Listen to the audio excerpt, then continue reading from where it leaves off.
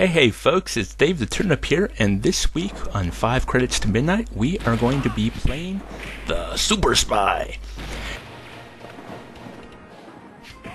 Last week I mentioned that I have not reviewed a bad game yet. Now, this is not a bad game, but what it is a game that I thought was really cool when I was a kid, and upon revisiting it, well, it did not quite hold up, let's just say that. Released in 1990 by SNK. You saw the Neo Geo intro at the start there. That was always fun in the arcade, seeing a Neo Geo machine and wondering what was going to be on it. And one of these days I will have to have a Neo Geo month or cover a bunch of Neo Geo games in a row. That won't be this month, unfortunately, but that is something to look forward to. You play CIA agent Roy Hart, and you're going through these office buildings, kind of basement areas, to defeat the Zolga terrorist group, who are apparently destroying the subway with bombs. So as you see, you have your fists, you have your kicks, you have your knives, which dull over time, and then you have your gun, which has limited ammo. The idea is to kill and not be killed. Hey, where'd those guys go? Huh. So here, he's bald, he's wearing a monocle, he's wearing pink and purple, he's gotta be a mini-boss. Fear the power of gun, mini-boss. Now we have another one. Maybe he's just a pest exterminator. I'll exterminate him, ha ha ha. Yeah. There's not too much variety in this game, so, there may be a bit of a loss of things to talk about, I'm afraid. But being technically a first-person shooter in 1990, this would be one of the defining games of the genre, I guess. Because Wolfenstein and Doom wasn't for a couple more years. Rumor says the bomb was for a terrorist action. Is it true? Oh, I love the scientists in this game. They look goofy, and their English is just terrible. But there are a couple really nice weapons to help you out. I go FBI or CIA. Sorry, I see a scientist that looks that goofy, I just gotta assign a crappy voice to him. That will happen a couple times during this episode. I apologize in advance. Man, you'd think a rusty knife would actually do more damage.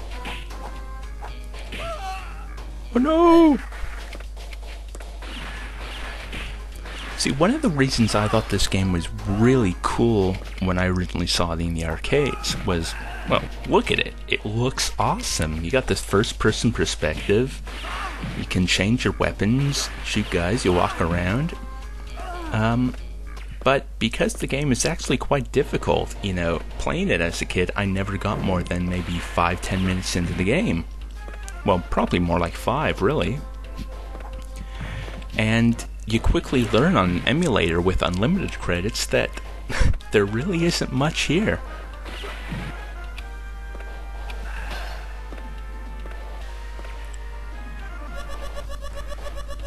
If the factory is destroyed, the terrorists will suffer.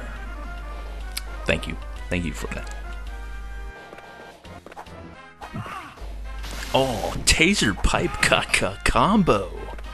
Man, that was brutal. Some of these guys got the moves.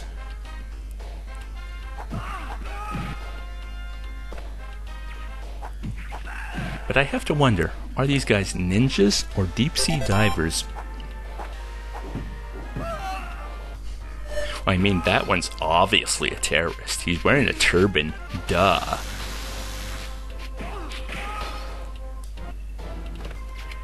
Oh, white ninja. And he's using a 2-finger prawn attack. We're getting to the tough stuff now.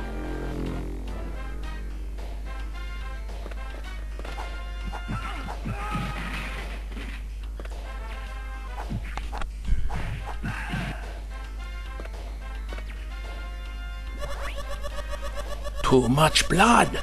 I'll treat it. Blood stopped. I'm stronger now. He leveled up in medicine. I seem to have leveled up as well.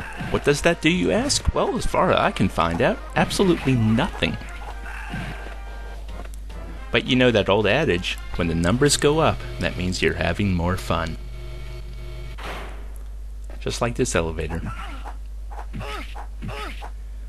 So you can tell we're in a more difficult area because they're wearing green now. Play enough games. Oh, whoa, what's this? A guy with a machine gun? A terrorist with a gun? When did this happen? Power of knife is less the more it's used. Thanks for that. Very helpful. I do also like the little details of like your bullets affecting things in the background, whether they be pipes or the glass. Just adds that extra bit of immersion. Bring it with. We could use a new knife. I could use a new knife. So give me a new knife. Thank you very much.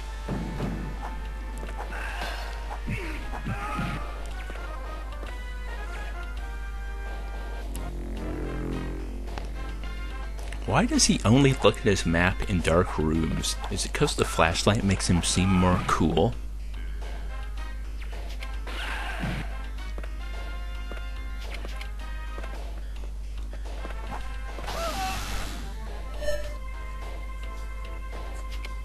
Of course, you can't go into doors or move up in this game until the screen is cleared of enemies. That makes things a little difficult sometimes. In the nads, thank you very much. Please come again.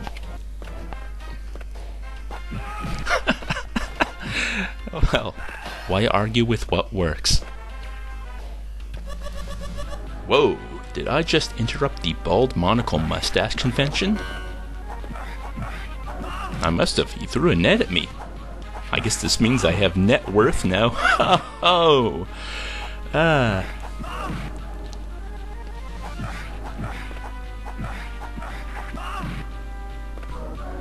yeah, and as we see here, again, the rusty knife just not doing its job. The clowns are coming back for more. Oh, trusty gun, you never fail me.